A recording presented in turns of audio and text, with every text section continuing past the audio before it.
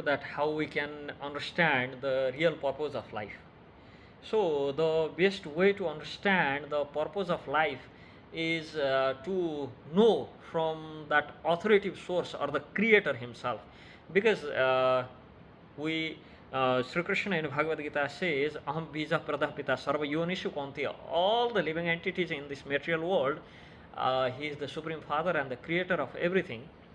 So to the best way to understand the purpose of life is from Krishna himself. There is no superior way on this entire creation to understand the purpose of life as the creator stated himself than listening to his directions through Bhagavad Gita, Gitopanishad, or the Bhagavad Gita, where that creator himself speaks about the purpose of life.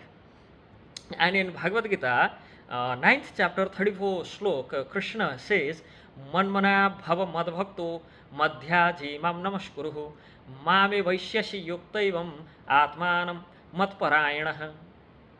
Engage your mind always in thinking of me. Manmanaha bhava madbhakto madhyaji mam namaskuru. Become my devotee, offer obeisances to me, and always worship me, being completely absorbed in me. How you do? It's not like that. Worship me but think about something else. But first engage the mind always in thinking of Krishna and become his devotees, fully devoted and surrender to him, offer obeisances to him and worship him. Being completely yuktaivam atmanam matparayana, being completely absorbed in Krishna, surely we will mame vaishyashi yuktaivam, surely we will attain the Krishna himself. So that is basically the purpose of life. This verse here very univocally emphasize that recognizing the Supreme Personality of Godhead, the creator of everything, as a supreme and dedicating everything to his service is the sole means to be freed from the entanglement of this contaminated existence. If we look carefully that when we talk about the purpose of life, if we look carefully, entire creation in this world, not only human beings, everything, all the animals and fish, birds and everything, and reptiles or insects, everything, they want to be happy. Happiness is basically the goal in the life. But they're trying to get that happiness in this material level by enjoying the things which are, so when we need happiness, what sort of happiness we are looking for, hankering for is long lasting and ever increasing, which is never ending. Because generally the happiness we attain in this material world, how it is like somebody loves some cookies. So how much he can enjoy that cookies? Maybe 2 kg, 3 kg, 5 kg. If you give like 50 kg cookies to somebody and tell that you actually enjoy the cookies, now you enjoy cookies, there's 50 kg cookies today. So who will be able to enjoy? That's already a punishment. So what we should understand is enjoyment in this material world is actually it's limited, it's conditioned. We are conditioned even in the enjoyment. But to be happy and to enjoy and to be in the bliss actually is the purpose of life. And to be in the bliss, first we should understand that in this material world, there is nothing called bliss, there is nothing called enjoyment. Everything we think to be enjoyment is actually punishment in long last. If we see, it's basically the punishment.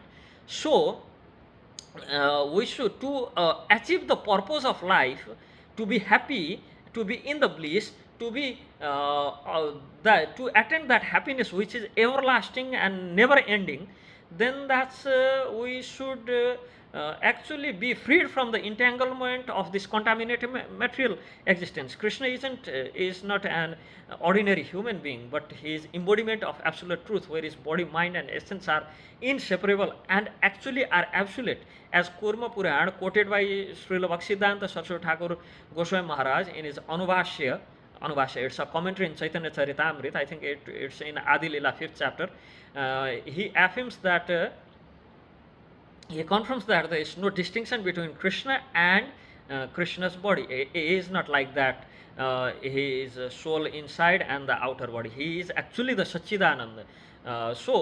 Yet due to the ignorance of Krishna's essence, sometimes not knowing the Krishna's true nature, we try to just identify the Krishna as maybe some Mahapurush or the great personality. This is ignorance, and this ignorance leads some to mislead other for their personal gain.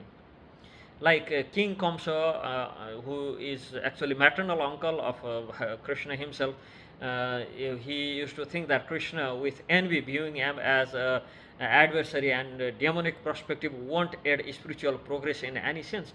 Genuine devotion to Krishna involves continuous cultivation of knowledge under the bona fide teacher. So recognizing Krishna as a supreme beyond material constraints fosters actually that devotion.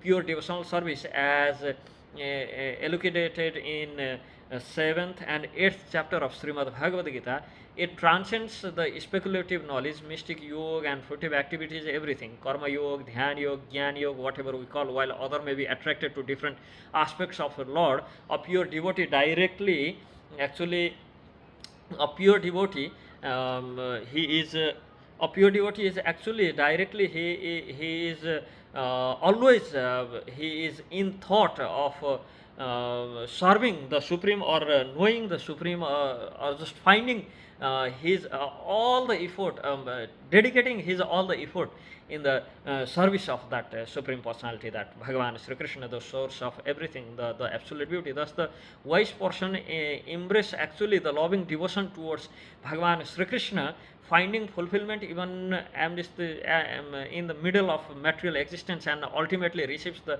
supreme reward of attending the abode of Sri Krishna, or he gains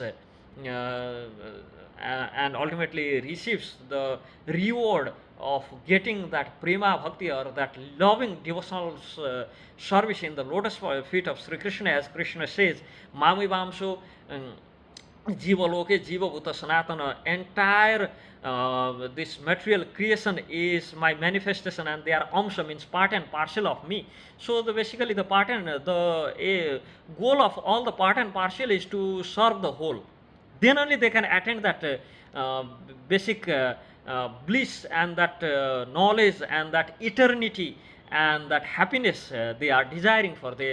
So the purpose of life will be fulfilled. Like we can take the example of whole organs in the body are serving the body in whole, or the roots and the stems and the branches and the leaves, they serving the whole as a tree.